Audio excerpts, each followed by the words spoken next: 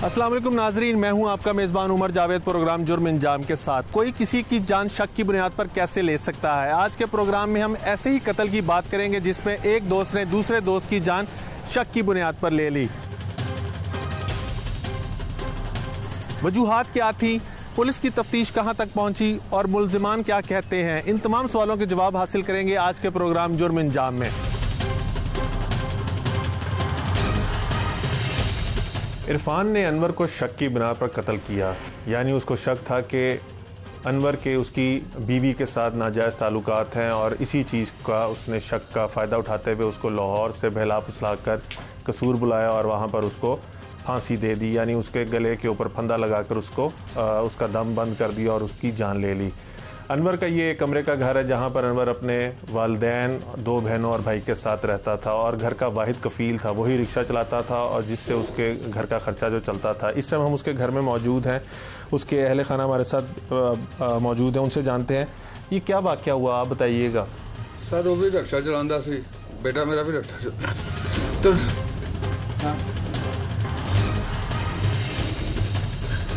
मैनू कहता मैं अपने दोस्त इरफान दे नाल समान लैन चलिया होंदा कसूर। अच्छा, मैं कहा जी ठीक है। मैं उन्हें मना भी किया, मैं कहा यार ना जा, धुंध बड़ी है ना जा। और नहीं अबू असी आंडा नहीं करना।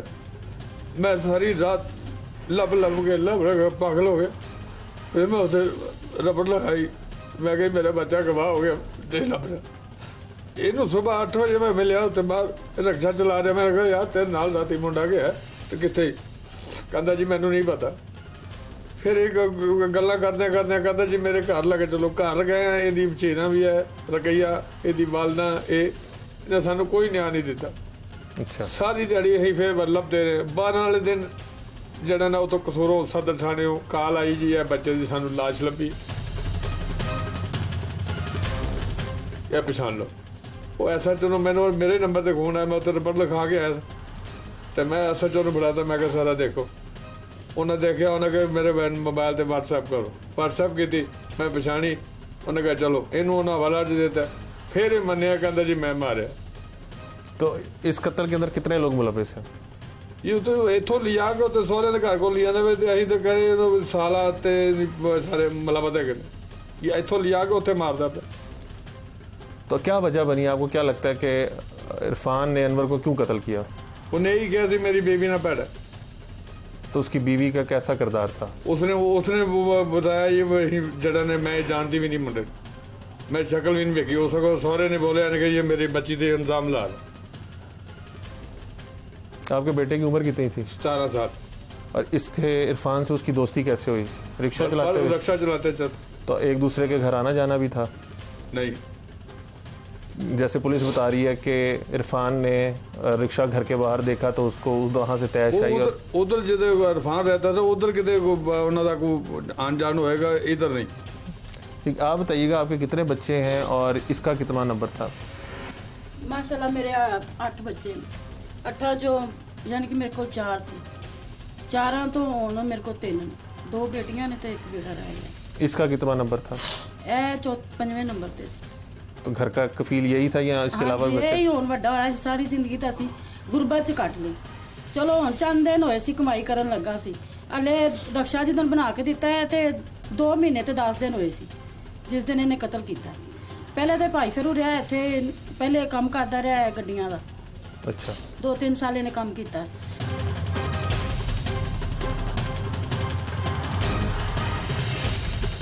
उस तो बाद आखन लगा भी मेरे को ना अखा च कैंकरे पै जाते हैं तो मैं भी ये नहीं करना। असीं इन्हें फैक्ट्री भेजता। 2 साल इन्हें उत्थे भाई फिर काम किया। उस तो बाद 2 महीने हले होए ने इत्थे आए नूं, रोजे रखता रहा 8 पारे ते आया तो मेरे को बर्दाश्त नहीं होया, कमजोर बहुत हो गया। तो आना अम्मी कदी उत्थे रोटी मिलती कदी नहीं मिलती। तो मैं आख्या मैं पुत्तर हुण तेनों नहीं जान देना। तो इन्हां ने ना एवें सलाह कर ली, कहंदा अम्मी आपां रक्षा बना लईए, चलो तुसीं भी काम ते जांदियां जे ते मेरे को नहीं बर्दाश्त हुंदा, चलो आपां रल मिल के आपां घर बना लांगे। वो फिर असीं इंज सर्कट चलान लग गए। हले 2 महीने होए ने रक्षा लैके दित्ते। हले 6 महीने ते इहदी शादी नूं होए ने। इन्हें आदी बुढ़ी वारा कीती होई सी भी जेहड़ी ये बाहर आके ते मुलाकात करन लग गई सी। ठीक। तो आप आपको क्या पता चला लोगों से कि जाता था नहीं जाता था? उसकी बीवी का कोई बयान सामने आया? नहीं, उनकी बीवी ने तो कहा भी मैं तो बच्चे की शक्ल भी नहीं वेखी, भी मैं होनी भी अज ही वेखी जो थाने पुलिस सी। आपके बेटे की उम्र 17 साल है। 17 साल। उन लोगों की उम्र कितनी थी, इरफान की और उसकी बीवी की? बड़ी उम्र। उन्होंने का सानू नहीं पता है भी उन्होंने उम्र कितनी सी। तो अब आप क्या कहेंगी कि अब आपके बेटे के कत्ल में जो मुलविस सारे मुलजमान हैं वो भी पकड़े गए, क्या आप कहेंगी? ਅਸੀਂ ਤਾਂ ਇਨਸਾਫ ਲੈਣਾ ਚਾਹੁੰਦੇ ਹਾਂ ਵੀ ਸਾਨੂੰ ਇਨਸਾਫ ਮਿਲੇ ਵੀ ਸਾਡੇ ਬੱਚੇ ਦੀ ਇਹਨਾਂ ਨੇ ਜਾਨ ਲਈ ਹੈ ਤੇ ਫਿਰ ਜ਼ਾਹਿਰ ਹੈ ਮਾਂ ਪਿਓ ਫਿਰ ਕੀ ਖੁਆਇਸ਼ ਕਰ ਸਕਦਾ। ਇਹੋ ਹੀ ਆਂਦਾ ਨਾ ਸਾਨੂੰ ਇਨਸਾਫ ਮਿਲਣਾ ਚਾਹੀਦਾ। आप बताइएगा, आप उसके मामू हैं, किस किस्म का लड़का था? उसके ऊपर जो इल्ज़ाम लगाया जा रहा है किस हद तक दुरुस्त जो हो? मेरा भांजा था वो बहुत अच्छा लड़का से और पलामान से, और शाम बाद 6 बजे 7 बजे घर आ जाता। जो कुछ घरों को शह कहते जा शह लैके आ जाता था वो मेरा है, मैंने नहीं जाना। बस इस तरह वो शरीफ भी सी और बहुत अच्छा लड़का से और बहुत अच्छे वो काम करता सी। शाम बात करें नहीं बात। जिस तरह का उस पर इल्ज़ाम लगाया जा रहा है, इस पर आप क्या कहेंगे? उसका इल्ज़ाम ਜਿਹੜਾ ਉਹਨਾਂ ਨੇ ਲਗਾਇਆ ਹੈ वो जो ਅਸੀਂ ਸੁਣਿਆ ਉੱਥੇ ਵੀਡੀਓ ਉੱਥੇ ਵੀ ਚੱਲੀ ਸੀ। ਉਹਨਾਂ ਨੇ ਇਲਜ਼ਾਮ ਆਪ ਲਗਾਇਆ ਮੇਰੀ ਬੀਬੀ ਨਾਲ ਚੰਗਾ ਨਹੀਂ ਸੀ, ਮਗਰ ਉਹਨਾਂ ਦੇ ਜਿਹੜੇ ਸਾਲੇ ਸਨ ਜਾਂ ਉਹਨਾਂ ਦੇ ਅਸੋਸਰ ਸੀ ਉਹਨਾਂ ਨੇ ਆਖਿਆ ਇਹ ਸਾਡਾ ਜਵਾਈ ਜਿਹੜਾ ਹੈ ਬੀਬੀ ਸਾਡੀ ਧੀ ਤੇ ਇਲਜ਼ਾਮ ਲਾ ਰਿਹਾ ਹੈ, ਮਗਰ ਸਾਡੀ ਐਸੀ ਧੀ ਨਹੀਂ ਹੈ। ਉਹ ਆਪ ਹੀ ਇਲਜ਼ਾਮ ਲਾ ਰਿਹਾ ਹੈ। 7-8 ਦਿਨ ਉਹਨਾਂ ਫੜ ਕੇ ਭਾ ਕੇ ਇਹਨਾਂ ਨੂੰ ਛੱਡ ਦਿੱਤਾ ਜੀ, ਇਹ ਫਾਰਗ ਨੇ। ਉਹ ਇਲਜ਼ਾਮ खुद आप ही ला रहे हैं। नहीं, किन्होंने पकड़ के छोड़ दिया? तफ्तीशी ने किसको छोड़ दिया पकड़ के? इसको इस साले को ते रकैया को ठीक है, 7-8 दिन भा के ना तो उन्हें छोड़ दिया। ठीक है। ये बेगुनाह ने अच्छा, मोबाइल परस रकैया ਦੇ ਘਰੋਂ बेगुनाह ਨਿਕਲੇ। नहीं। ਇਹ ਤਫਤੀਸ਼ੀ ਨੇ ਮੈਨੂੰ ਖੁਦ उन्होंने ਦੱਸਿਆ। आख्या साले को पूछा तो सही नहीं उन्होंने भी ठीक है। छड़िए तो ना छड़िए। तो फिर अब कैसे पकड़ेगी रुकैया और अरशद? ये जी तो पहले रायवंड तफ्तीश गई, ਉਹ ਤੋਂ ਫਿਰ ਕਿਲਾ ਗੁਜਰ ਸਿੰਘ ਸ਼ਾਇਦ ਕਹਿੰਦਾ ਨਾ ਕਿ ਨਸ਼ਤਰ, ਫਿਰ ਅਸੀਂ ਉਹ ਬਰਗੀ ਢੇਰੇ ਉਹਨਾਂ ਛੱਡ ਦਿੱਤੀ।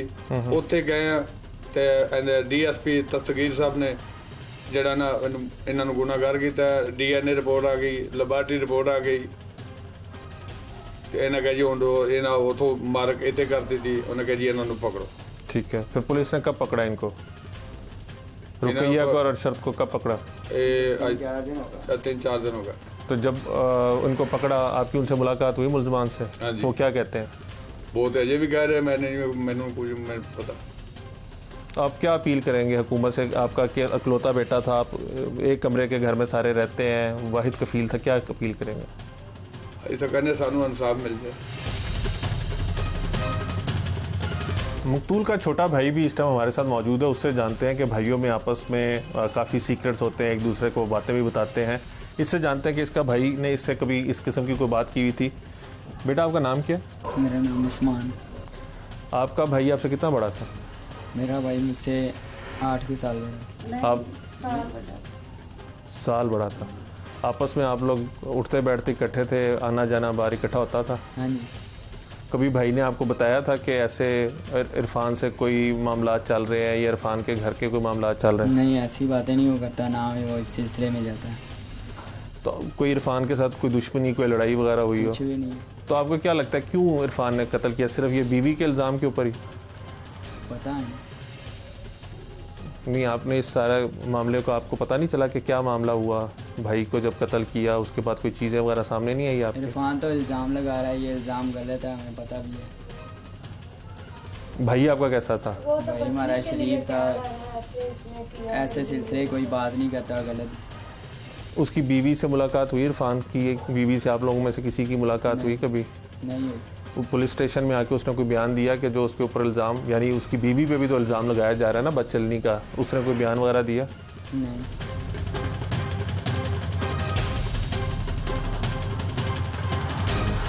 आपने तमाम अहले खाना की गुफ्तगू सुनी। इनका कहना है कि अभी कुछ ही अरसा कबल उसको रिक्शा लेके दिया था, जिसके बाद अब इनके घर के हालात ठीक हो रहे थे। इरफान के साथ भी दोस्ती इसी वजह से हुई थी कि वो भी रिक्शा चलाता था और ये भी रिक्शा चलाते थे, और स्टैंड के ऊपर इकट्ठे खड़े होने वहाँ से दोस्ती हो गई थी।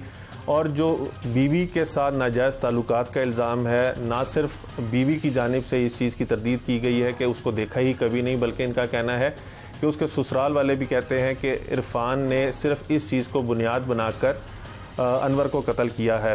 पुलिस ने मुलजमान को भी गिरफ्तार कर लिया है। तमाम मुलजमान जो है पुलिस की गिरफ्त में हैं। पंजाब फोरेंसिक साइंस एजेंसी की रिपोर्ट्स आ चुकी हुई हैं, DNA रिपोर्ट्स आ चुकी हुई हैं, साथ ही साथ मोबाइल फ़ोन लोकेशंस और तमाम एविडेंसेस जो है वो आ चुके हुए हैं। अब पुलिस के पास चलते हैं और उनसे जानने की कोशिश करते हैं कि इन एविडेंसेस की बुनियाद पर उनको गिरफ्तार किया गया है तो मुलजमान ने क्या तफ्तीश के अंदर इंकशाफात किए हैं।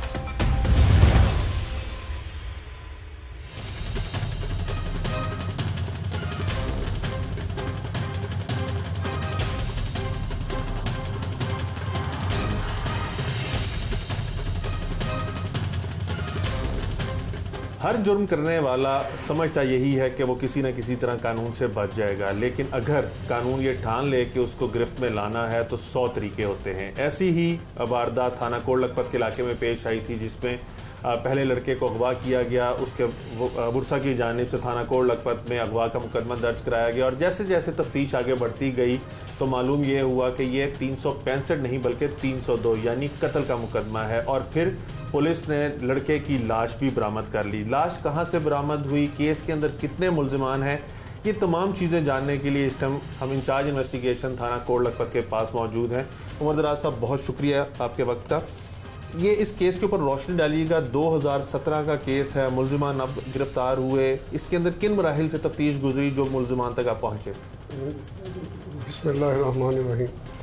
ये 2017 में 1381/17 जुर्म 365 का मुकदमा दर्ज हुआ, जिसकी अवलीन तफ्तीश जो सेल बने हुए थे, तफ्तीशी सेल, उसमें रज़ाकत सब इंस्पेक्टर अमल में लाए। इस दौरान हुआ ये है कि ये रक्षा ड्राइवर था, इसका एक रक्षा ड्राइवर दोस्त बन गया जिसका नाम मोहम्मद इरफान था। मोहम्मद इरफान और इसकी इतनी गहरी दोस्ती होगी कि एक दूसरे के घर आना जाना हो गया। जो मोहम्मद इरफान को शुबा हुआ कि इसके मरासम उसकी बीवी के साथ हो, इस दौरान ये उसके घर के बाहर भी नज़र आया, जो उसने इसको अपनी बहन मुसम्मत रुकैया के साथ मिलकर प्लान करके अगवा किया और बहाने से कोट मुराद कसूर ले गया। वहाँ ले जाकर उसे बांध कर खेतों में ले जाकर उसका कत्ल कर दिया और यही थे कि उसकी बीवी के साथ इसकी आशनाई थी। इसमें उसका एक साला भी शामिल है जिसका नाम मोहम्मद अरशद है। मुकदमा दर्ज होने के बाद जब पुलिस को नाश मिली तो कुछ शवाहिद, मोबाइल और CDR से ये सामने आया कि जो मोहम्मद इरफान है मुलज़म, उसने इसको यहाँ से ले जाना साबित हो गया। जब तहकीक, मज़ीद तहकीक की, जब उसकी नाश मिल गई तो उस पर शक गुजरा तो उसको गिरफ़्तार किया। उसने मज़ीद अपने साथियों का भी इंकशाफ किया। इस दौरान साथियों में उसकी बहन और उसका साला शामिल था।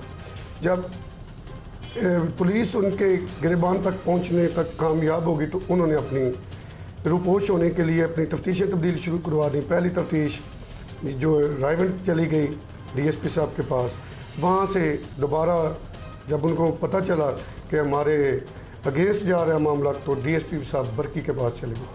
DSP साहब बरकी ने जदीद खतूत पर इसकी तफ्तीश की, पोलीग्राफिक टेस्ट करवाए जिसमें ये गिल्टी साबित हुए और ये अपनी रहायशें छोड़ के यहाँ से फरार हो गए। यानी जब इन्होंने तफ्तीश अपनी रायवंड से बरकी मुंतकिल की तो गुलाम दस्तगीर जो उस टाइम DSP थे उन्होंने इनके खिलाफ लिख दिया कि ये मुलजिम हैं। जी, इन्होंने फिर वहाँ से रहायशें चेंज कर ली, ये अपनी रहायशें छोड़ के फरार हो गए। और इन्होंने जब मुझे 2 माह कबल मेरी पोस्टिंग हुई इधर, तो मुझे ये चैलेंज था कि ये तफ्तीश मेरे सुपुर्द हुई कि इन मुलजमान इश्तारी, क्योंकि ये PO डिक्लेयर हो चुके थे, इनको कैसे गिरफ़्तार किया जाए।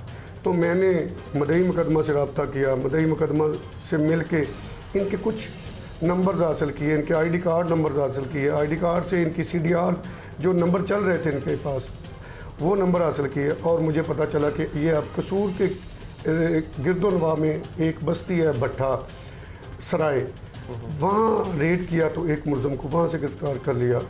फिर उसके बाद दूसरे मुलज़मा जो है इसको फ़ोन नंबर की मदद से ट्रेस करके गिरफ़्तार किया। ज़रा वो भी बताइएगा कि आपने मुलजिमा को कैसे बुलाया, क्योंकि आप कह रहे थे कि ये लोग रूपोश हो रहे थे और भागते जाते थे आगे आगे जब आप रेड करते थे, तो फिर मुलजिमा को कैसे? मैंने अपने एक मतहत के नंबर से मुलज़मा के खामद को फ़ोन किया कि आपका एहसास कफ़ालत प्रोग्राम में 12,000 रुपया आया है, आके ले जाएं, अपना आईडी कार्ड लें। और ये सेंटर बना था एलिमेंट्री, मैं वहाँ जाके नाकाबंदी कर ली और पूरी टीम के साथ वहाँ खड़ा हो गया।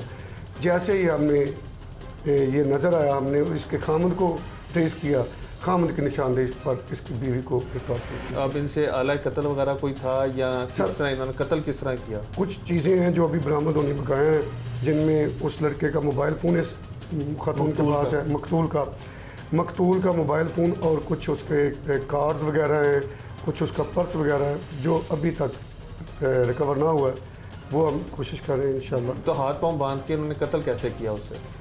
उसको इन्होंने गाले गए ले जाके उसको बहाने से जब अपने घर बिठा लिया तो इन तीनों ने उसे पकड़ लिया। पहले उसके पाँव बांधे, पाँव के साथ उसके पीछे बाजू बांधे, बाजू बांधने के बाद गले में फंदा डालकर हलाक कर। बहुत शुक्रिया। आपने जैसे इंचार्ज इन्वेस्टिगेशन की बात सुनी कि मुलजमान जो थे वो ना सिर्फ चालाक थे बल्कि उनके पास प्लानिंग भी थी, और वो ना सिर्फ घरों के एड्रेस बदलते रहे बल्कि अपने फ़ोन सिम्स और जो अपने मोबाइल फ़ोन थे वो भी बदलते रहे ताकि IMEI नंबर जो हैं वो चेंज होते रहें और इनकी लोकेशन आए। और बिल आखिर तकरीबन 2.5 साल की मेहनत के बाद उनको कसूर के नवाही इलाके से गिरफ्तार कर लिया गया और अब कोर्स ऑफ इन्वेस्टिगेशन जो है वो बढ़ रहा है। कुछ चीज़ें जो हैं वो बरामद होना बाकी हैं, बाकी तमाम शवाहिद जो हैं वो मुलजमान के खिलाफ जा रहे हैं, जिसके बाद उनको अब अदालत में पेश किया जाएगा।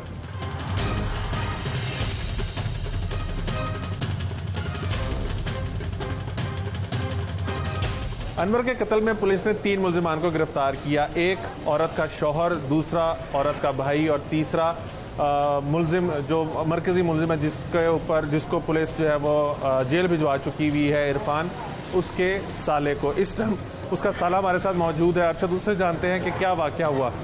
अरशद, तुम्हारे बहनोई ने कैसे कत्ल किया अनवर को और क्यों कत्ल किया? वो कहेगा कि मेरी बहन मशीरा के साथ सही नहीं है, सिस्कर के साथ, कि वो कहेगा मेरी सिस्कर के साथ सही नहीं है, ये बच्चा घर का है, मैं कहाँ ये उस पर गा कर जा रहा हूँ, इसे कर के खा किया है। यानी अरशद का और अनवर का ताल्लुक क्या था?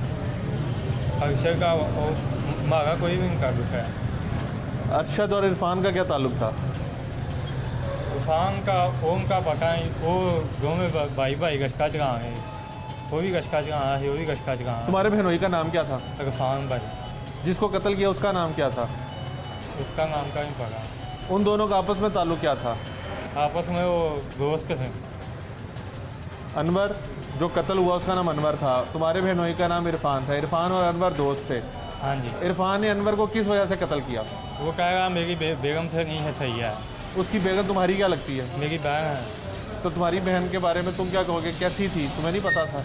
मुझे नहीं पता है सही है या नहीं सही है, अल्लाह पाक को पता है। ठीक है, फिर कैसे कत्ल किया इरफान ने अनवर को? इरफान ने भाग लेके मारा। ये कहाँ पे, ज़रा सारा बताओ ना, कहाँ पे मारा, कैसे लेके गया? एक को गाँव से रह के गया था, ये कसूर से मारा। लाहौर से कसूर लेके गया, फिर कैसे मारा? भाग लेके मारा ये। कहाँ पे? ओके। फिर उसके बाद क्या हुआ? उसके बाद पता नहीं जी, उसके बाद पुलिस ने उन्हें भाग गया। ठीक है, तुम लोगों को पुलिस ने क्यों पकड़ा? वो कहेगा तुम्हें सब बेचे। तुम्हारी तफ्तीश वगैरह हुई है? हाँ जी। कितनी जगह से तुम लोगों की तफ्तीश हो चुकी है? 5-6 जगह पर हो चुकी है। कहाँ से? कांगने से हुई है, बल्कि के आगे से हुई है, ड्राइविंग हो चुकी है, गुजर गूंगी हुई है। फिर उसके बावजूद भी पुलिस ने तुम्हें पकड़ लिया, इसका मतलब है पुलिस ने तुम्हें कसूरवार लिखा है? हाँ जी। तुम पे क्या डाला पुलिस ने? तुम्हारा क्या किरदार है?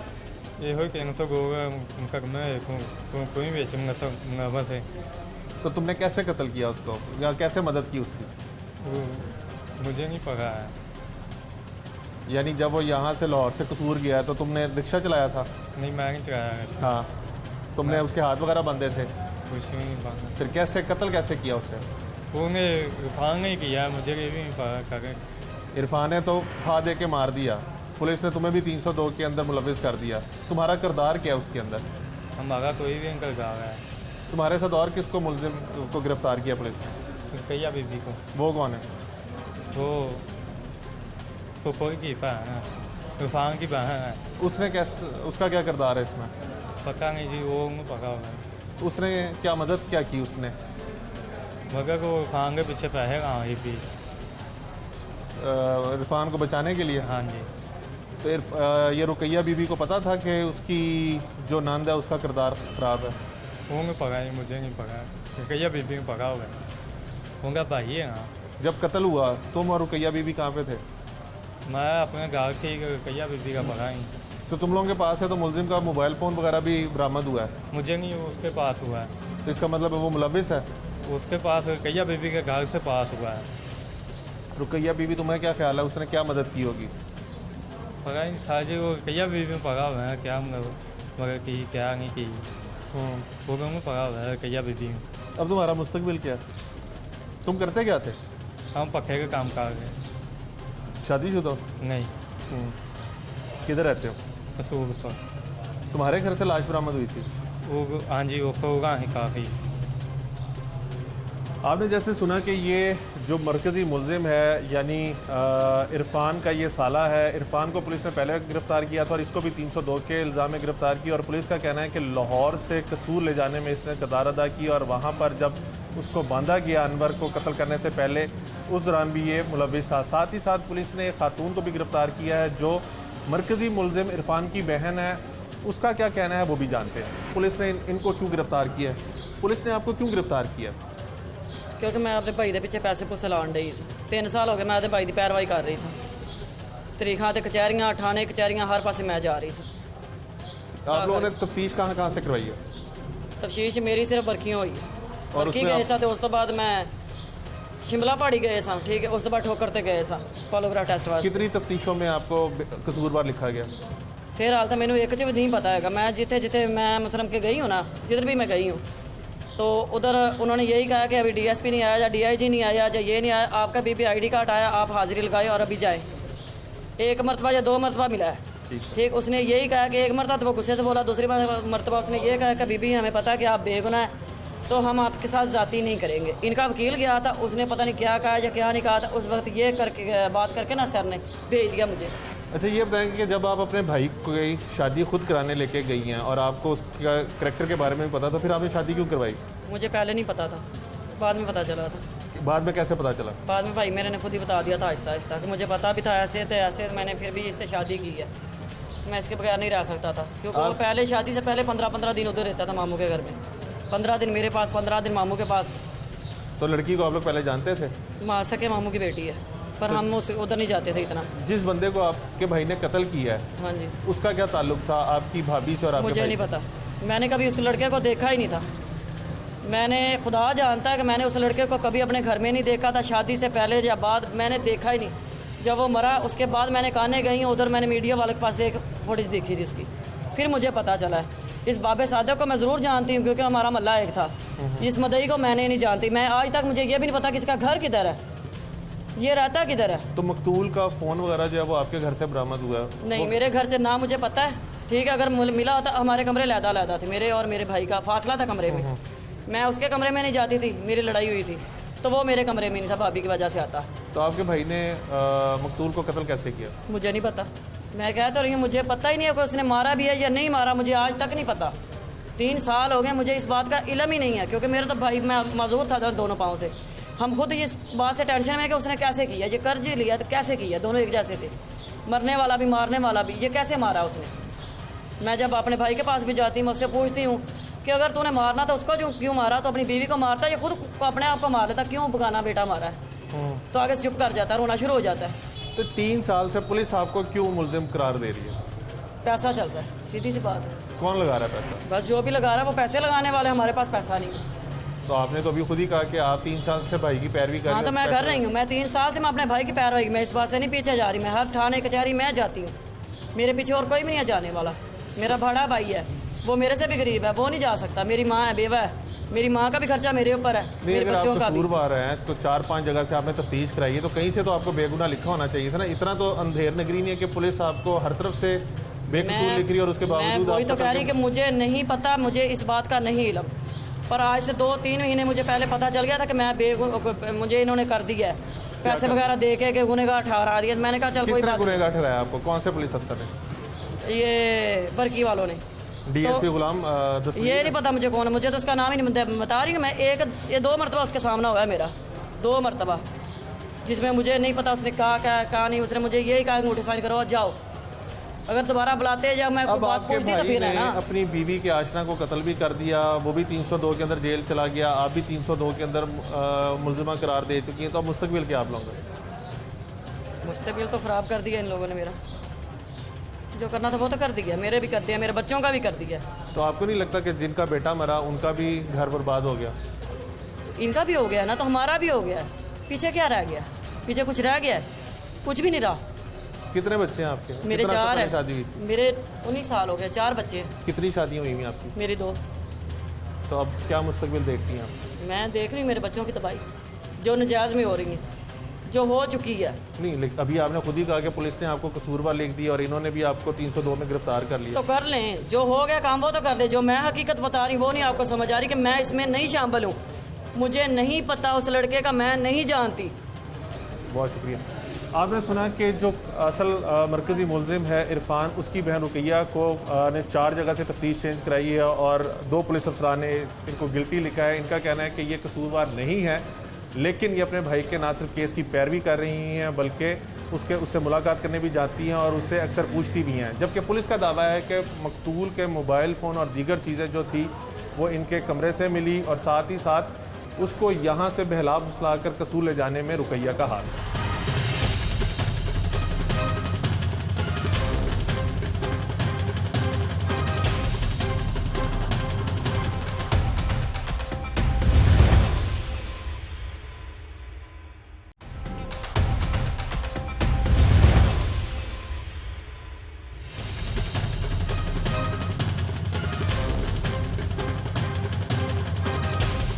अनवर को इसलिए कत्ल किया गया क्योंकि उसके दोस्त को शुबा था उसके ऊपर कि उसके शायद बीवी के साथ नाजायज़ ताल्लुकात हैं। इसी बुनियाद पर अनवर को इरफान कसूर लेके गया और वहाँ पर जाके उसको कत्ल कर दिया।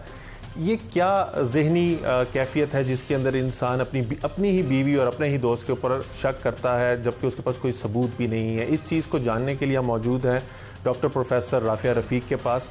डॉक्टर साहब, thank you very much for the time. ये किस माइंडसेट को उजागर करता है कि एक शख्स के पास कोई सबूत नहीं है लेकिन वो अपनी बीवी के ऊपर भी शक कर रहा है, अपने दोस्त के ऊपर भी शक कर रहा है और फिर अपने दोस्त की जान भी ले लेता है? देखिए जी, ये तो क्लियर कट एक इंडिकेशन है, क्योंकि अगर कोई फॉर्मल सबूत आप लोगों को नहीं मिला और पुलिस को नहीं मिला तो ये क्लियर कट एक साइकोपैथोलॉजी है। इसको हम डिलूजनल डिसऑर्डर कहते हैं, जिसके अंदर इंसान को ये ख्याल आता है और किसी तरह का भी ख्याल आ सकता है कि कोई शख्स जो है वो मुझे कत्ल करना चाह रहा है, या उसमें कई दफ़ा पैरानॉइड हो जाता है वो बंदा, वो हर बंदे पे शक करना शुरू कर देता है। तो ये पैरानॉइड डिलूजनल डिसऑर्डर की एक फॉर्म नज़र आ रही है बज़ाहिर। अब तो इसको बहुत कुरेदा जाए तो आगे पता चल सकता है कि बहुत से हमारे ऐसे लोग घूम फिर रहे होते हैं जिनको डिलूजनल डिसऑर्डर होता है, क्योंकि ये डिलूजनल डिसऑर्डर और तरह की साइकोपैथोलॉजी से थोड़ा मुख्तलिफ होता है। इसमें अक्सर लोग आइडेंटिफाई नहीं होते, ना उनको खुद पता चलता है कि वो ज़हनी किसी बीमारी का शिकार है और ना ही जो उनके साथ रह रहे होते हैं, क्योंकि वो इतनी यूज्ड टू हो जाते हैं उनकी उन हरकतों से कि वो उसको फॉर ग्रांटेड लेना शुरू कर देते हैं। और अब हमारा ह्यूमन माइंड इस किस्म का है कि लोग बड़ी जल्दी एडजस्ट कर लेते हैं। तो मोस्ट प्रोबेबली जो लग रहा है कि ये पैरानॉइड आइडिएशन की ही एक फॉर्म है, जिसकी वजह से मेरा ख्याल में उस शख्स के माइंड में ये बात आई कि शायद उसका जो दोस्त है और उसकी बीवी का जो है कोई नाजायज़ ताल्लुक है। तो ये यूजुअली जो ये डिसऑर्डर होता है विदाउट एविडेंस होता है। लेकिन डॉक्टर साहब, मोस्टली हम देखते ही हैं कि अगर किसी मर्द को अपनी औरत के ऊपर शक होता है तो उसको गैरत का नाम देके औरत को कत्ल कर देता है। इसके अंदर हमने ये देखा कि उसने औरत की बजाय अपने दोस्त को कत्ल कर दिया, जिसके साथ उसकी काफ़ी अच्छी दोस्ती भी थी, एक दूसरे के घर आना जाना भी था और वो उम्र में भी काफ़ी छोटा था। यानी जिसको उसने कत्ल किया उसकी उम्र 17 साल थी। जबकि मोस्टली केसेस के अंदर जिस तरह की कैफियत को, जहनी कैफियत को आप रेफ़र कर रही हैं, इसके अंदर लोग अपनी बीवियों को गैरत के नाम पे कत्ल करते हैं, क्योंकि वो एक ऑनर किलिंग बहुत ज़्यादा पाकिस्तान के अंदर एक मर्दानगी को ज़ाहिर करती है। तो इसके अंदर अपने दोस्त को कत्ल करने का क्या सबब हो हाँ सकता जी, बिल्कुल, बहुत अच्छा आपने पॉइंट बताया है कि यूजुअली देखिए पैरानोया किसी के तरफ भी डेवलप हो सकता है। वो अगर ये ज़रूरी नहीं कि वो वाइफ की तरफ डेवलप हो, वो उसके अपने फ्रेंड की तरफ भी। और यूजुअली पैरानोया जब डिलूजनल डिसऑर्डर होता है और पैरानॉइड होता है बंदा, तो जो लोग उसके बहुत करीब होते हैं उसकी तरफ ज़्यादा प्रोबेबिलिटी होती है। तो जैसे आपने बताया कि आप उसकी जहनी सेहत का अंदाज़ा आप इस बात से भी लगा सकते हैं कि उसका दोस्त उससे उम्र में बहुत छोटा था। देखिए यूजुअली जब हम दोस्ती करते हैं और जो लोगों की प्रॉपर पर्सनालिटी डेवलपमेंट हुई होती है, जो कि इस तरह की साइकोपैथोलॉजी का शिकार नहीं होते, उन लोगों की दोस्ती अपनी उम्र के लोगों के साथ होती है। तो कुछ डायनामिक्स ये भी नज़र आ रहे हैं कि अपने से छोटे के साथ दोस्ती करने की वजूहात डिफरेंट हो सकती हैं, कि उसका लैक ऑफ सेल्फ एस्टीम हो, उसकी अपनी इज़्ज़त नफ्स उसको में कमी हो, या वो अपने आप को जो एक बंदे का सेल्फ इमेज होता है उसके अंदर कोई कंसर्न्स आ रही हो, या बचपन कुछ उसका ऐसा गुजरा हो जिसके अंदर उसको किसी ना किसी चीज़ के जो है वो जैसे प्यार ना मिला हो पेरेंट्स का, या निगलेक्टेड वो बच्चा रहा हो, इमोशनली निगलेक्टेड रहा हो। आप कह रहे हैं कि वो है भी एक रिक्शा ड्राइवर, तो अगर आप सोशो डेमोग्राफिक वेरिएबल्स भी देखें तो गुर्बत भी एक फैक्टर है। फिर कई दफ़ा ये होता है कि जिन लोगों का सेल्फ एस्टीम कम होता है वो अपने से कम तर लोगों के साथ दोस्तियाँ करते हैं, अपने से कम तर लोगों के साथ जो है वो मेल मिलाप रखते हैं, और जो उनको लगता है कि उनकी उम्र के होते हैं, उनसे थोड़े से सुपीरियर होते हैं, तो वो उस चीज़ से थ्रेटेंड हो जाते हैं। अब इसके अंदर ये जो लड़की है जिसके साथ उसने शादी की, वो उसके मामू की बेटी है, और कहा यही जाता है कि वो जाज़्बे नज़र भी थी, और इसको थोड़ा सा चलने के अंदर मसला था, ये थोड़ा सा क्रेबल करके चलता था। तो एक ये वजह हो सकती है। जी बिल्कुल, अभी मैंने आपको बताया ना, बॉडी इमेज एक बहुत इंपॉर्टेंट चीज़ है।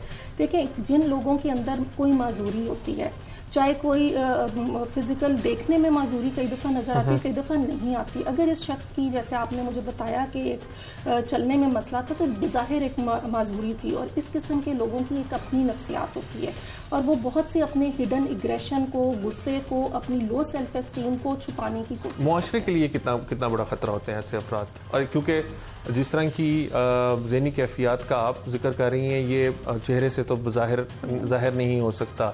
डेफिनेटली इसके लिए उनके रवैये जो हैं वही इंडिकेशन करते हैं। तो मुआशरे के लिए, फैमिली के लिए, इर्द गिर्द के लोगों के लिए कितने खतरनाक साबित होते हैं? देखिए साइकोपैथोलॉजी तो एक बहुत उसमें वाइड किस्म की बीमारियां आती हैं, और ये जो डिलूजनल डिसऑर्डर होता है, अनफॉर्चुनेटली एक तो ये ऐसे पेशेंट्स आते ही नहीं हैं, वो क्लिनिकल साइकोलॉजिस्ट के पास कभी भी नहीं आते। अक्सर जब भी आए हैं हमारी अपनी क्लिनिकल प्रैक्टिस में, तो हमने देखा है कि कोई और मसले के लिए आते हैं, लेकिन जब डायग्नोज करते हैं तो कोमॉर्बिड कंडीशन में ये भी कंडीशन नज़र आती है। इसमें ये होता है कई दफ़ा पर्सनैलिटी डिसऑर्डर के जो लोग होते हैं, जिनमें एंटी सोशल पर्सनैलिटी के लोग होते हैं, उनमें भी बिल्कुल गिल्ट नहीं होता। अगर वो किसी का कत्ल भी कर देते हैं, किसी को मार भी देते हैं, तो उनको ये लगता ही नहीं कि उन्होंने गलत किया। वो हर चीज़ की रैशनलाइजेशन ढूंढ लेते हैं, हर चीज़ में अपने जो सोच का एक पहलू डाल देते हैं, जिससे उनको गिल्ट नहीं फील होता। तो इस किस्म के लोग ज़ाहिर है डेफिनेटली हमारे साथ रहते हैं, हमारे इर्द गिर्द होते हैं, अनआइडेंटिफाइड होते हैं, और वो कई दफ़ा बहुत ज़्यादा अच्छी तरह से दोस्तियां भी बना लेते हैं, और उनके जो रिलेशनशिप्स होते हैं उनका लोगों को पता नहीं चलता। इनकी रिहैबिलिटेशन हो सकती है? जी बिल्कुल, रिहैबिलिटेशन हो सकती है, प्रोवाइडेड एक उसमें मेन फैक्टर जो प्रॉब्लम आती है, ऐसे लोग ये समझते ही नहीं कि उनको कोई ज़हनी बीमारी है, और जो उनके घर में, जैसे आप सोशो इकोनॉमिक स्टेटस की बात कर रहे हैं, और इतने ज़्यादा एजुकेटेड भी नहीं होते, तो उनको समझाने में बहुत दुश्वारी पेश आती है। जब वो एक शख्स मानेगा नहीं कि मुझे किसी किस्म की जहनी बीमारी है, उसके लिए हमारे पास कॉग्निटिव बिहेवियर थेरेपी है, हमारे पास साइकोथेरेपी होती है, हमारे पास एंगर मैनेजमेंट की टेक्निक्स हैं, हमारे पास स्ट्रेस टॉलरेंस को इंक्रीज करने की टेक्निक्स होती हैं। लेकिन प्रोवाइडेड एक साइकोलॉजिस्ट तब हेल्प कर सकता है जब अगला शख्स को ये अवेयरनेस हो कि जी मुझे कोई मदद लेना चाहता हूँ, और मैं मदद लेना चाहता हूँ। Thank you very much. आपने डॉक्टर राफिया रफ़ीक की बात सुनी कि जिस केस की हम बात कर रहे हैं, जिस जहनी कैफियत में आकर इरफान ने अनवर को कत्ल किया, उसके लिए किसी किस्म के सबूत की ज़रूरत नहीं है। उसके लिए कोई भी फैक्टर जो है उसको इस चीज़ के ऊपर राज़ी या आमादा कर सकता है कि अनवर जो है वो ऐसी हरकत कर रहा है, या उसकी बीवी के साथ ताल्लुकात बना रहा है, या बीवी ताल्लुकात बना रही है। ये शक ही उसके लिए बहुत होगा किसी शख्स को कत्ल करने के लिए, और इसी चीज़ को बुनियाद बनाकर इरफान ने अनवर को कत्ल किया।